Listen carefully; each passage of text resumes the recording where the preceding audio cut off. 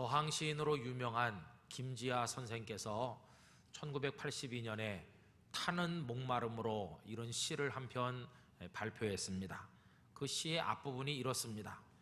신새벽 뒷골목에 너의 이름을 쓴다 민주주의여. 내 머리는 너를 잊은 지 오래, 내 발길은 너를 잊은 지 너무도 오래. 오직 한 가닥 있어 타는 가슴 속 목마름의 기억이 내 이름을 남몰래 쓴다 민주주의여. 이렇게 시작되는 제법 긴 시입니다. 사람들이 이 시에다가 곡을 붙여서 노래를 많이 불렀습니다. 한때 우리 대한민국 국민들은 너무너무 나라가 가난해서 경제적 부요에 대해 목말라 했던 적이 있었고, 정치적인 자유와 평화를 위해서 자유민주주의에 대한 열망을 가지고 배고픔을 느꼈던 때가 있었습니다. 그런데 여러분, 참으로 감사한 것은 하나님께서 우리에게 이 두 가지를 다 허락해 주셨습니다. 이제 우리는 선거에 의해서 자유로운 정권 교체를 여러 차례 하게 되었고, 이제는 인권과 정치적인 토론의 자유가 마음껏 보장이 되어 있습니다. 오히려 요즘에는 너무 심한 거 아닌가 할 정도로 사회적 무질서를 염려해야 될 정도로 우리들은 자유민주주의를 쟁취하게 됐습니다. 그뿐만 아니라 너무도 가난하던 이 나라가 이제는 세계적인 경제 대국의 반열에 설 수 있게 되었는데, 다른 나라들이 수백 년 동안에도 이루지 못한 것을 불과 지나간 몇십 년 동안 이룰 수 있도록 하나님께서 우리나라에 큰 복을 주셨습니다. 우리 하나님 앞에 깊이 감사해야 될 줄로 믿습니다. 무엇인가 굶주리고 목마르다고 하는 것은 인생을 살다 보면 다반사로 일어나는 일입니다. 육체적인 것도 그렇습니다. 여러분, 2009년도 유엔에서 나온 보고에 보면 이 지구촌에 살고 있는 사람들 중에 하루 세 끼를 먹지 못하고 기아선상에 허덕이는 사람의 숫자가 무려 10억 2천여만 명에 달한다고 합니다. 그 중에서 아시아와 태평양 지역에 6억 4천여 명이 살고 있고, 아프리카 사하라 사막 아래쪽 부분에 2억 4천여 명이 살아가고 있다 하는 얘기를 읽어본 적이 있습니다. 너무도 많은 사람들이 굶주리고 있습니다. 또 목마름은 어떻습니까? 우리는 사방에 맑은 물을 마실 수 있지만 어떤 사람들은 마실 물이 없어 흙탕물을 그냥 퍼마시는 이들이 많이 있습니다. 홍수가 나면 물은 많지만 정작 마실 물이 없다는 것을 아시죠? 물은 정말 귀한 겁니다. 지난번에 영어 예배팀에서 방글라데시에 가셨을 때 그 마을에 우물을 파서 사람들이 맑은 물을 마실 수 있도록 도와준 걸 돌아와서 하시는 보고를 통해 사진으로 여러분 보셨을 것입니다.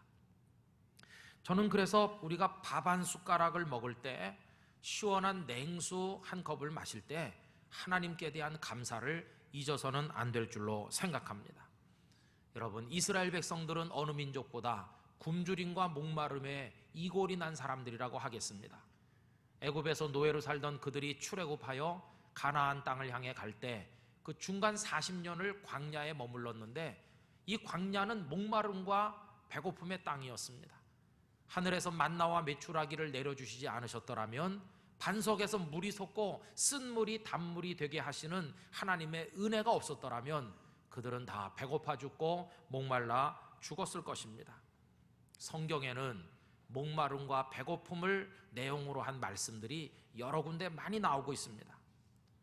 이 목마름과 배고픔이라고 하는 것은 육체에만 있는 것은 아닙니다. 영적인 굶주림, 영적인 목마름도 얼마든지 있고, 이 내면의 목마름과 굶주림이야말로 육체적인 것보다 10배, 100배 우리를 힘들게 할 때가 많이 있습니다. 예수님께서는 제자들에게 팔복을 말씀하시는 가운데 의에 줄이고 목마른 사람에 관해서 언급하셨습니다. 여러분, 여기서 의가 뭘까요? 아주 간단히 말하면 옳은 것, 옳음, 그게 바로 의일 것입니다. 그런데 사람의 기준으로 볼 때 옳은 것이 아니라 하나님의 눈앞에서 옳은 것, 그게 바로 의라고 한다면, 의에 줄이고 목마른 사람이라고 하는 것은 하나님의 의에 대하여 애타게 찾으면서 하나님의 의를 갈망하면서 하나님의 의를 이루어 보려고 애쓰는 사람, 그런 사람이 바로 의에 줄이고 목마른 사람이라고 할 것입니다. 여러분, 이 사람들은 사회에서 하나님의 의를 찾아보려고 애를 쓰지만 이 세상에 그런 의가 없어서 너무 가슴 아파하고 좌절하고 탄식하고 눈물을 흘리는데, 바로 이런 모습이 의에 줄이고 목마른 사람의 모습인 것입니다. 사람의 생애는요, 그 사람이 무엇을 추구하느냐에 따라 결정된다고 말할 수 있죠.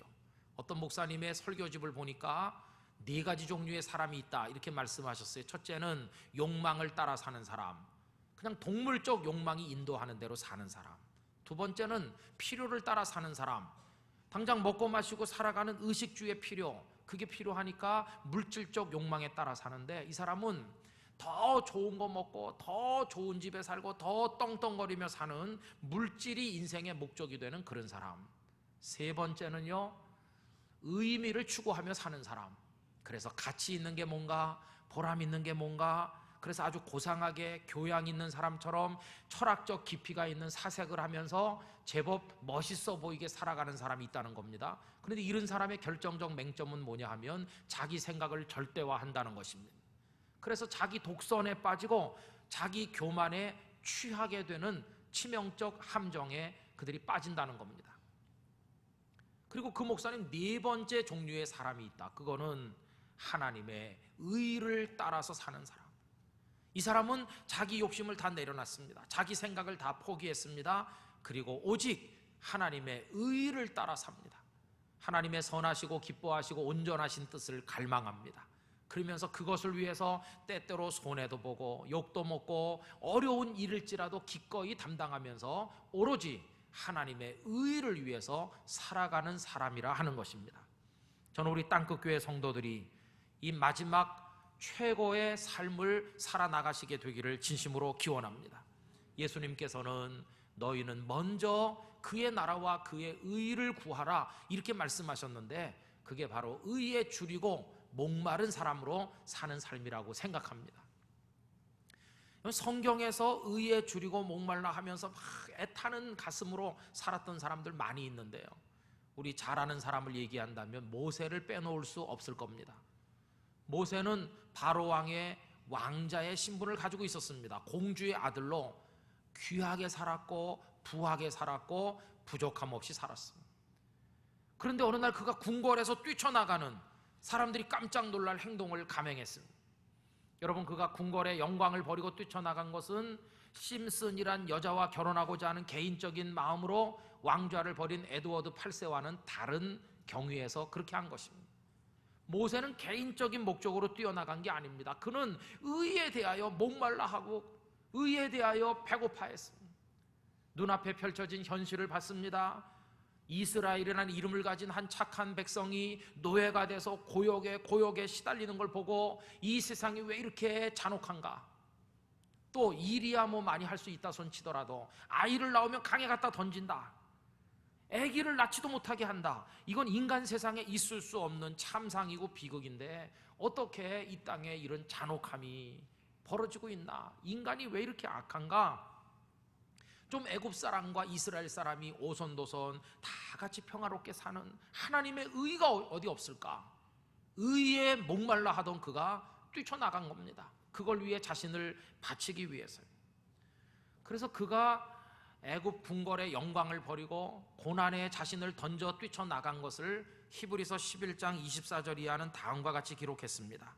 믿음으로 모세는 장성하여 바로의 공주의 아들이라 칭함받기를 거절하고 도리어 하나님의 백성과 함께 고난받기를 잠시 죄악의 낙을 누리는 것보다 더 좋아하고 그리스도를 위하여 받는 수모를 애굽의 모든 보화보다 더 큰 재물로 여겼으니 이는 상주심을 바라봄이라, 그렇게 기록했습니다. 또 소선지서에 가보면 하박국이란 분이 나오는데 하박국 선지자도 같았습니다. 그는 남한국 유다 사회를 바라봤습니다. 이 유다 사회가 얼마나 죄악이 관영한 더러운 사회인지 하나님 앞에 탄식했습니다. 하박국서 1장 1절 이하를 보면 여호와여, 내가 부르짖어도 주께서 듣지 아니하시니 어느 때까지리이까? 내가 강포로 말미암아 외쳐도 주께서 구원하지 아니하시나이다. 어찌하여 내게 죄악을 보게 하시며 패역을 눈으로 보게 하시나이까. 겁탈과 강포가 내 앞에 있고 변론과 분쟁이 일어났나이다. 이러므로 율법이 해이하고 정의가 전혀 시행되지 못하오니 이는 악인이 의인을 애워쌌으므로 정의가 굳게 행하여 지민이이다. 하나님 왜 이래요? 이 세상이 왜 이렇게 겁탈과 포악함과 그리고 부정과 부패와 부조리, 부정이 이런 것들이, 그리고 악한 자가 의로운 사람을 막 겁박하는 거, 이런 일이 도대체 왜 있습니까? 좀 이렇지 않은 세상은 없습니까? 이게 의에 목말라 하고 굶주리는 모습이죠. 여러분, 이런 사람들은요 많이 웁니다. 그런데 그 우는 게 자기 욕망을 위해서 우는 게 아니라 다른 사람을 위해서 웁니다.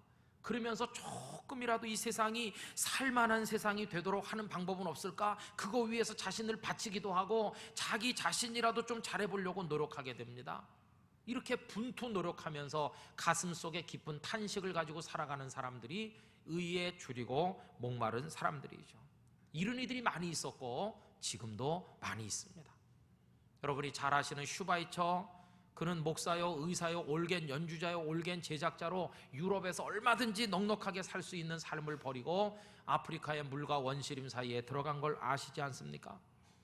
그런가 하면 지난번에 우체국 중국집 배달부 노릇을 하면서요, 한 달에 70만 원 버는 것으로 여러 명의 아이들을 돕고, 그리고 자신의 사망 보험금까지도 어려운 사람이 받게 하고 자기 몸까지 시신을 기증하고 떠난 그 김우수 형제 얘기, 하버드 대학에서 박사학위를 받았지만 그 모든 자리를 다 버리고 저 몽골의 선교사로 들어간 그 내려놓음이란 책을 쓰신 이용규 목사님 얘기. 제 대학 동기 한 사람은 미국에 가서 좋은 직장에 자리 잡고 큰 저택을 사고 거기서 잘 살고 있었는데 어느 날 집도 팔고 직장도 정리하고 아내와 두 아이들을 다 데리고 정말 위험한 땅 아프가니스탄으로 들어갔습니다. 도대체 왜 그런 것인가? 그리고 중학교 다닐 때 연합고사 전국 수석하고 서울대 법학과를 졸업을 한 아리따운 한 여인이 출세의 길을 마다하고 그 근로자들의 공부하지 못한 안타까움을 보면서 그들을 위해 평생을 살겠다, 이렇게 살아가고 있는 한 여인의 얘기. 여러분, 이런 분들은 다 미친 사람들입니까? 자기 잘 먹고 자기 잘 살기 위해서 그들이 고통받는 게 아니라 이들은 전부 하나님의 의를 이루게 보기 위해서 의에 줄이고 목마른 사람으로 그렇게 살아갔고 지금도 살고 있는 거 아니겠습니까? 여러분, 이런 목마름과 굶주림은 우리 예수님의 가슴에 먼저 있었습니다. 예수님 세상에 오셨을 때 어느 날 사람들이 말이죠, 자기는 하나도 죄가 없는 것처럼 위장하면서 가늠하다가 잡혀온 여자를 향해 돌을 들어 던지려고 하는 그 모습을 보시며 그들의 그 위선과 부정직에 대해서 주님 분노하셨습니다. 성문 입구에 앞을 보지 못하는 시각장애인 거지가 예수님이 지나가신다는 소식을 듣고 다윗의 자손 예수여 나를 불쌍히 여겨주세요 소리 지르니까 이 불쌍한 사람을 예수님 앞으로 데려다 주지는 못할 망정 그 사람을 윽박지르면서 조용히 하라고 소리치는 이 무정한 사람들을 보면서 예수님 분노를 느끼셨을 것입니다. 이 사람들이 어떻게 이렇게 인정머리가 없나.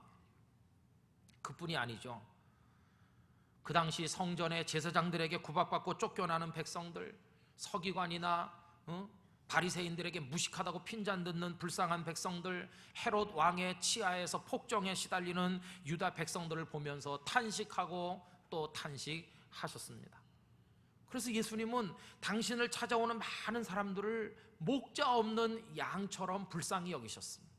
마가복음 6장 34절에 보면 예수께서 나오사 큰 무리를 보시고 그 목자 없는 양 같음으로 인하여 불쌍히 여기사 이에 여러 가지로 가르치시더라. 여러분, 본래 그 무리들에게는 지도자가 있었습니다. 종교 지도자, 정치 지도자가 그들의 목자였습니다. 그런데 그 목자들이 그들을 돌보지 않고 그 양을 잡아먹고 오히려 구박하고 쫓아내니 그들이 갈 데가 없으니까 예수님에게 나왔을 때 예수님 깊이 탄식하면서 그들을 다 끌어안아 주셨습니다. 그리고 예수님께서 그 유명한 선한 사마리아 사람의 비유를 말씀하셨는데 이 비유는 예수님의 고뇌가 반영된 비유라고 생각합니다. 거기 보면 어떤 사람이 강도를 만나서 그래서 거반 죽어가고 있습니다. 누군가 도와줘야 되는데 거기 제사장도 지나가고 레위 사람도 지나가는데 마땅히 도와줘야 될 사람이 그냥 지나가 버립니다. 이건 예수님의 실망감을 반영하는 겁니다. 당연히 도와줘야 될 사람들이 어떻게 이렇게 무정한가? 세상에 대한 실망감.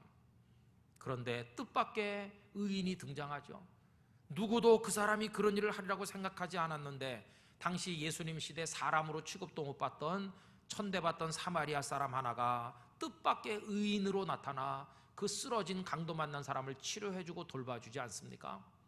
여러분, 이 비유를 통해서 예수님은 당연히 의를 행할 사람들이 의를 행하지 않는 데 대한 배신감, 그러면서 의를 행할 거라고 기대하지 않았지만 의를 행하기를 원하는 그런 사람을 기다리는 마음, 이런 걸 동시에 표현하고 계시다고 생각합니다.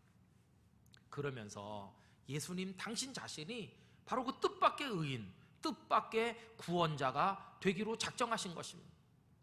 여러분, 사마리아 사람이 설마 그런 좋은 일을 할까? 아무도 기대하지 않았지만 그 비유 속에서 그 사람이 그런 일을 하는 것처럼 그 누구도 하나님께서 사람의 몸을 입고 세상에 오실 거라고 기대하지 않았고 아무도 하나님의 독생자가 우리를 대신해서 십자가 질 거라고 예상치 못했으나 예수님은 기꺼이 그렇게 하심으로 우리들을 위한 뜻밖의 의인이 되어주셨고 뜻밖의 구주가 되셨고 우리 각자에게 선한 사마리아 사람이 되어주신 줄로 믿습니다. 예수님의 삶은 목마르고 굶주린 삶이었습니다. 예수님께서 십자가에 달리셔서 7마디 말씀하시는 가운데 내가 목마르다 그렇게 말씀했는데, 물론 그것은 못 박혀서 물과 피가 다 빠져나가기 때문에 갈증해서 하신 말씀이겠지만은 저는 그 말씀을 읽을 때마다 이 세상에서 목말라 하는 불쌍한 많은 사람들을 대변하시듯이 그렇게 말씀을 외치셨다고 느껴지곤 했습니다. 여러분, 예수님을 믿는다는 게 뭘까요? 예수님을 믿으면 행복하게 되고 편안해지는 것일까요? 저는 참 이해할 수 없는 장면이 아담과 하와가 선악을 알게 하는 나무 열매 따먹는 대목입니다. 여러분, 그 아담과 하와가 그 열매를 왜 따먹었는지 아시죠? 사탄이 와가지고 하와를 꼬였죠. 이거 따먹으면 누구처럼 된다고 꼬였습니까? 하나님 된다고. 너 이거 먹으면 하나님 돼. 여러분, 제가 여러분을 오늘 하루 동안 하나님 되게 해드린다면 하나님으로 살면 행복할까요? 괴로울까요? 하나님이 돼서 존재하는 게 행복하겠까요? 괴로울까요? 전 이 대목이 잘 이해가 안 돼요. 여러분, 하나님으로 사는 거요, 무지무지하게 괴로운 겁니다. 애들은요, 널어놓고 아프면 으앙 아프다 그러고 배고프면 배고프다 그러고 애들은 저질러 놓기만 하죠. 그 뒤치다거리 다 누가 합니까? 엄마 아빠가 하잖아요. 똑같아요. 우리 죄인들은 죄를 저질러 놓고 하나님 앞에 온갖 고통스러운 일을 다 세상에다가 벌려놓고 뒷수습은 누가 하시나요? 하나님 하십니다.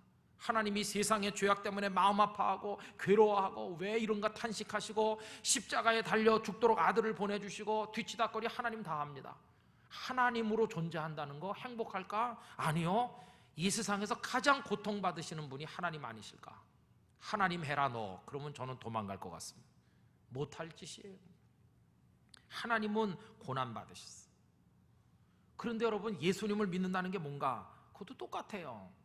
예수 믿으면 편안해지고 걱정 근심이 없어지는 게 아니에요. 예수님을 잘 믿겠습니다라는 말은 이제부터 편안히 살기를 포기하겠습니다 하는 말과 동의어입니다. 예수 믿기 전에는 나 하고 싶은 대로 다 하고 양심의 가책도 없고 그냥 뭐 내 멋대로 살면 됐지만 이제는 안 그래요. 예수님이 보고 괴로워하는 것을 나도 보고 괴로워하고 예수님이 마음 아파 생각하는 것에 대해서 나도 마음 아파 생각하고 세상의 부조리를 보면 이 세상이 왜 이럴까? 고통을 느끼고. 그러니까 예수님을 제대로 믿는 사람은 편안하게 살긴 틀렸어요.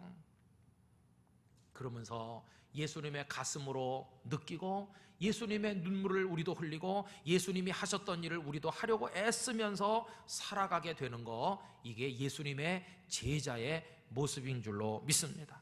그게 우리에게 주신 사명입니다. 사명. 그래서 세상에 불의한 일을 볼 때, 가슴 아픈 사연을 볼 때 눈물이 흐르고 이 비탄 속에서 나오는 눈물은 기도가 되어 하나님 앞에 올려지니 주여 우리 사회를, 이 세상의 사람들을 도와주세요. 기도하는 기도의 제물이 된다는 겁니다. 제가 부산에 오기 전인지 온 다음인지 하도 오래돼서 생각 안 나는데요, 신문기사가 생각나요.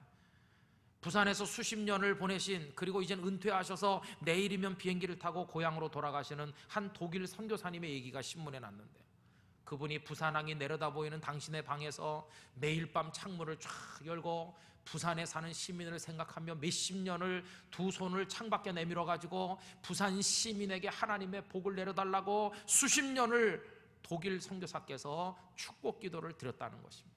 저 그 기사를 읽고 감동받았습니다. 이분은 무엇 때문에 부산 시민의 고통에 가슴 아파하며 위에서 기도하는가? 그게 성도의 사명 아니겠습니까? 며칠 전에 홀리조이 센터 앞에 서 있는데 동네 분 몇 분이 지나가면서요, 손가락으로 그 기도손을 이렇게 가리키면서 보라고, 저기 잘 보라고, 기도손이라고 있는데 기도하는 손, 그 옆에 보면 주님 부산을 축복하소서 이렇게 써 있는 거 보이지? 그러면서 하는 말이, 여기 드나드는 사람들이 부산을 위해 기도한다니까, 이러는 겁니다. 근데 제 귀에는 기도한다니까가 아니라 기도하라니까 이렇게 들렸어요. 그게 사명이에요, 사명. 여러분, 영도를 위해 기도해 주시기 바랍니다. 여기 왜 사람들이 이렇게 어렵다고 하는지 이 섬을 위해 기도해야 돼요. 그리고 부산에 왜 조직폭력배가 그렇게 많은지, 왜 부산에 이단과 사이비가 그렇게 많은지, 왜 부산에 하나님을 잘 섬기는 사람이 적은지, 그리고 왜 부산이 이렇게 무질서한 도시로 알려져 있는지 우리 기도해야 됩니다. 한진중공업과 희망 버스로 대변되는 우리 경제 가액의 노사 문제, 이거 위해서 기도해야 됩니다. 여당과 야당 사이에 이성이 마비될 정도로 서로 충돌하는 이런 모습, 국민을 불안하게 하는 정치인들 위해서 기도해야 됩니다. 쪼개진 나라, 굶어 죽는 북한 동포, 이런 거 생각하면 막 가슴 아파야 됩니다. 그리고 그것이 내 기도가 돼서 하나님 앞에 올려지면서 그게 내가 기도의 제물이 되는 것이요, 우리 성도의 마땅한 사명이고, 그렇게 살 때 그 사람이 의에 줄이고 목마른 사람 되는 줄로 믿습니다. 그게 우리 사명인 것이다. 여러분, 그렇게 하실 수 있겠습니까? 그러면서요, 이 세상에 하나님의 의가 구현되지 못하는 것 때문에 막 괴로워하면서 최소한 나라도 그렇게 살지 말아야지 하는 결단을 해야 되는 것입니다. 하나님, 나는 그렇게 안 살도록 하겠습니다. 다윗은 사울과 다르게 살았습니다. 사울은 자기의 신하이며 가깝게 사위인 아무 죄 없는 다윗을 자기 권력을 위해 죽이려고 살았죠. 다윗은요, 다르게 살았습니다. 자기를 죽이려는 원수인 사울을 살려주고 또 살려주며 살았습니다. 똑같이 세상의 공기를 들이마시고 똑같이 살지만 사는 방향이 완전히 다르고, 어떤 사람 죽이면서 살고 어떤 사람 살리면서 살고. 여러분, 성도는 세상에 있는 사람들과 좀 다르게 살아야 될 줄로 믿습니다. 다르게 생각하고 다르게 판단하고 다르게 행동해야 됩니다. 그리고 기도해야 됩니다. 하나님, 저는 저 바닷물 많은 것 중에 한 방울에 불과하고 수십억 인구 중에 단 한 명에 불과하고 제가 할 수 있는 게 너무나 부족하고 전 능력도 없지만 저는 적어도 세상의 죄인들처럼 살진 않고 저는 적어도 좀 다르게 살고 그 많은 악에 악을 더하는 사람이 아니라 저 조금이라도 세상을 아름다운 세상 되도록 하기 위해 살겠습니다. 이러면서 하나님의 능력을 구하는 기도를 드려야만 한다는 것입니다. 여러분, 그렇게 할 때 그 사람이 그리스도인이 되는 것입니다. 그러면서 이런 사람들은요, 궁극적으로는 자신의 인간 본성에 대하여 탄식합니다. 세상이 왜 이래? 세상에 왜 이렇게 악한 일이 많지? 그러면 여러분, 마지막 대답 한 가지가 뭘까요? 그건요, 인간이 다 악해서 그래. 그게 대답이거든요.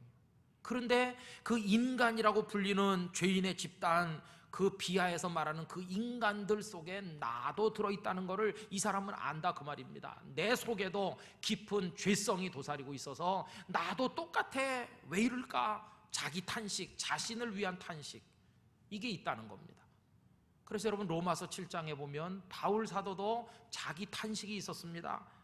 로마서 7장 18절 이하, 내 속 곧 내 육신에 선한 것이 거하지 아니하는 줄을 아노니 원함은 내게 있으나 선을 행하는 것은 없노라.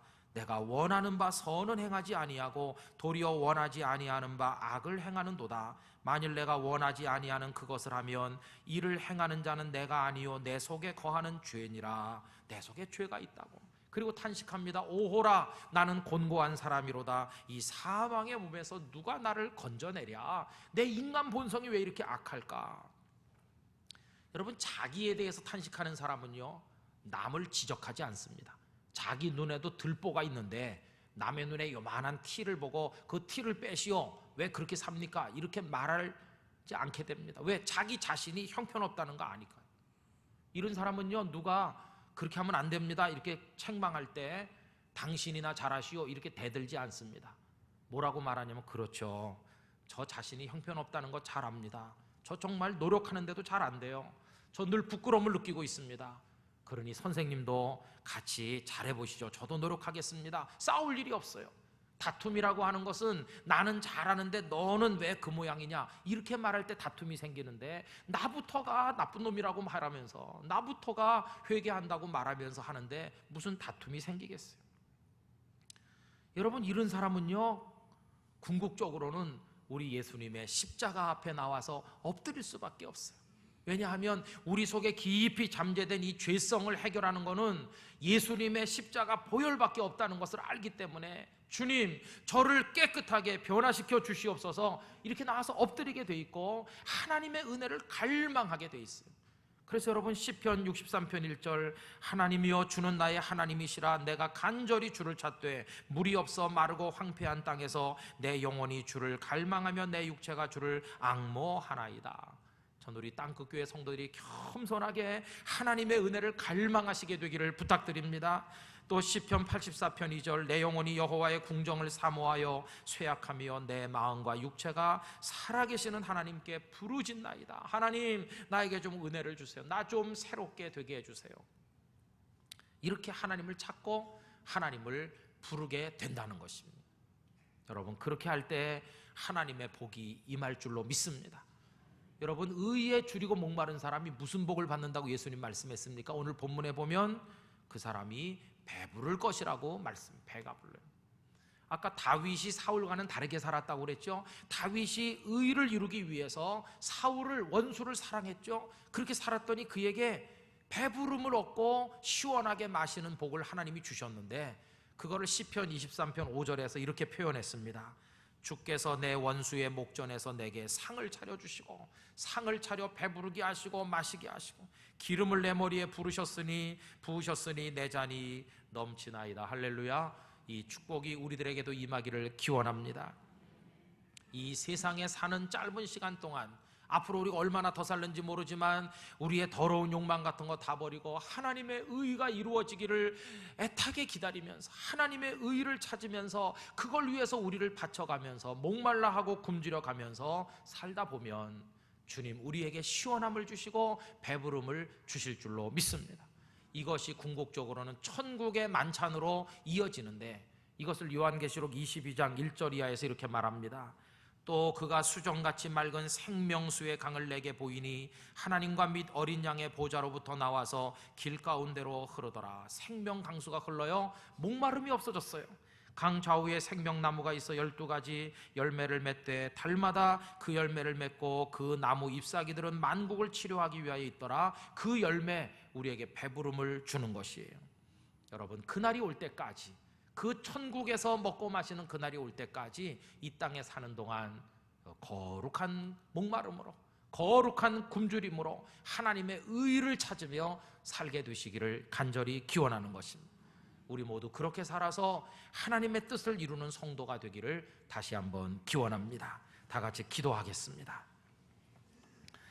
이 시간 세상의 부조리함을, 불의함을 생각하면서 우리도 그 속에 참여해서 얼마나 많은 죄를 자행하며 살았나 회개하면서 하나님의 의에 줄이고 목마른 자가 되어 살기를 원합니다. 이런 마음으로 우리 합심해서 통성기도합니다. 거룩하신 아버지 하나님, 세상은 너무나 부조리합니다. 불의합니다. 정의가 없습니다. 아버지 하나님이 혼란과 무질서의 세상입니다. 그 속에 우리도 참여해서 죄악 가운데 살고 있습니다. 하나님의 의를 찾지도 구하지도 않고 하나님의 의를 위해 우리를 드리지도 못하며 살아왔습니다. 하나님 용서해 주시기를 원하오며 의에 줄이고 목마른 자가 되어 살아 이제는 하나님의 배부르게 하시고 시원하게 하시는 은혜를 경험할 수 있도록 도와주시기를 원합니다. 영도와 부산, 대한민국 사회, 북한 땅, 전 세계 인류가 머물러 살아가는 이 지구촌에 하나님의 은혜를 허락해 주시기를 원하오며 거룩한 목마름으로 살게 하여 주시옵소서. 아버지 하나님, 의에 줄이고 목마른 자는 복이 있나니 그들이 배부름을 얻을 것이며 이 말씀의 복이 우리에게 이루어지게 하시고 참다운 주님의 제자로 살아가게 하여 주옵소서. 예수님의 이름으로 기도드리옵나이다. 아멘.